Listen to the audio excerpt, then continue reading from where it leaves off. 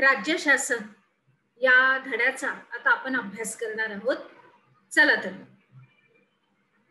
मागील पाठापर्यंत आपण संघ शासनाच्या संसदेचं आणि कार्यकारी मंडळाचं संपूर्णपणे स्वरूप समजावून घेतले. तसंच भारतातील एकात्म न्याय व्यवस्थेची आपण ओळख सुद्धा करून घेतली. मग या पाठामध्ये आपण घटक राज्यांची अथवा राज्य शासनांची ही राज्य शासनाची आपण माहिती घेणार आहोत. संघराज्य व्यवस्थेत 2 पातळ्यांवर शासन संस्था ही कार्यरत असतात. राष्ट्रीय पातळीवर संघ शासन तर प्रादेशिक पातळीवर राज्य शासन हे कार्य करत असते. आणि भारतामध्ये 28 घटक राज्य असून त्यांचा कारभार तेथील राज्य शासन हे करतं. मग ह्याची पार्श्वभूमी काय आहे तर भारताचा भौगोलिक विस्तार हा खूप मोठा आहे आणि लोकसंख्येचं स्वरूप सुद्धा बहुजिन्सी आहे. म्हणजे भाषा, धर्म, चालीरीती, प्रादेशिक स्वरूप यामध्ये विविधता आहे. आणि अशा वेळी एकाच केंद्रीय ठिकाणावरून राज्यकारभार करायचा हे सोयीचं असं ठरणार नाही. हे विचारात घेऊनच संविधानानं भारतासाठी संघराज्य व्यवस्था ही स्वीकारलेली आहे. आणि घटक राज्याची निर्मिती ही भाषेच्या आधारावर करण्याचं निश्चित झालं आणि त्यानुसार भाषावार प्रांत रचना झाली. कारण आपल्या देशामध्ये विविध भाषा आहेत. बरोबर. चला पुढे जाऊया. तर भारतातील सर्वच घटक राज्यांच्या शासन यंत्रणेचं राजकीय स्वरूप हे सारखंच आहे. आता अपवाद बघितला तर जम्मू आणि काश्मीरचा आहे. महाराष्ट्राच्या संदर्भात आपण घटक राज्यामधील शासन संस्थेचं सगळं स्वरूप समजावून घेऊया.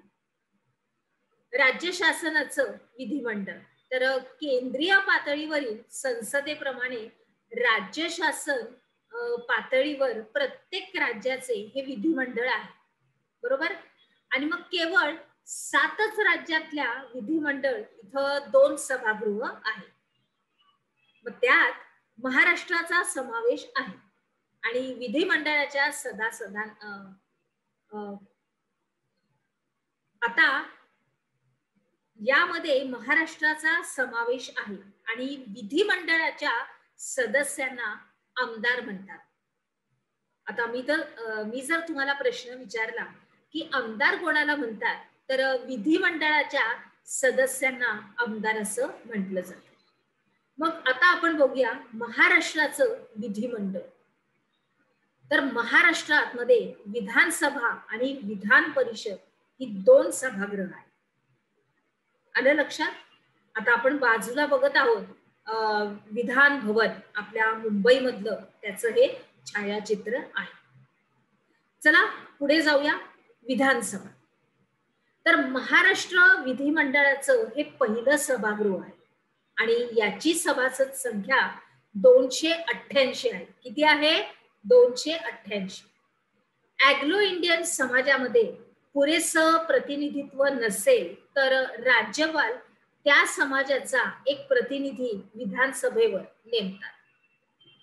आणि मग अनुसूचित जाती व अनुसूचित जमातींसाठी काही जागा राखीव असतात. निवडणुकीसाठी संपूर्ण महाराष्ट्राचं मतदारसंघामध्ये विभाजन केलं जातं. काय केलं जातं? विभाजन. आणि मग प्रत्येक मतदार संघातून एक एक प्रतिनिधी हा निवडला जातो. काय केला जातो? निवडला जातो. आणि मग विधानसभेची मुदत ही किती असते? वर्षाची? 5 वर्षाची. किती वर्षाची असते? 5. अपवाद जर झाला तर काही अपवादात्मक अशी परिस्थिती जर उत्पन्न झाली तर विधानसभेच्या निवडणुका ज्या असतात ह्या मुदतपूर्व घेऊ शकतात, होऊ पण शकतात. बरोबर. काही कोणती स्थिती आल्यावर? अपवादात्मक. तशी स्थिती जर आली तर मग त्यांच्या निवडणुका अगोदर सुद्धा म्हणजे मुदतपूर्व सुद्धा घेऊ शकतात. आता वयाची 25 वर्ष पूर्ण केलेल्या कोणत्याही भारतीय नागरिकाला त्याचं महाराष्ट्रामध्ये वास्तव्य असल्यास विधानसभेची निवडणूक त्याला लढवता येते. बरोबर. पुढे जाऊया. विधानसभेचे अध्यक्ष. विधानसभेचे कामकाज हे अध्यक्षांच्या नियंत्रण आणि मार्गदर्शनाखाली पूर्णपणे चालतं. आता निवडणुकीनंतर नव्यानं अस्तित्वात आलेल्या या विधानसभेचे सदस्य आपल्यापैकी एकाची अध्यक्ष आणि एकाची उपाध्यक्ष अशी म्हणून निवड करतात. बघा, ते स्वतःच करतायत. बरोबर, ते स्वतःच करतायत.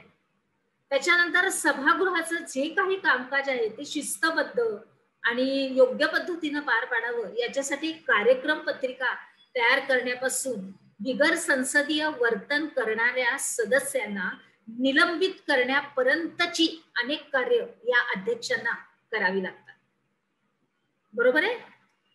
पुढे बघूया की अध्यक्ष जर अनुपस्थित असेल किंवा गैरहजर असेल तर ही जबाबदारी उपाध्यक्ष हे व्यवस्थितरित्या पार पाडतात.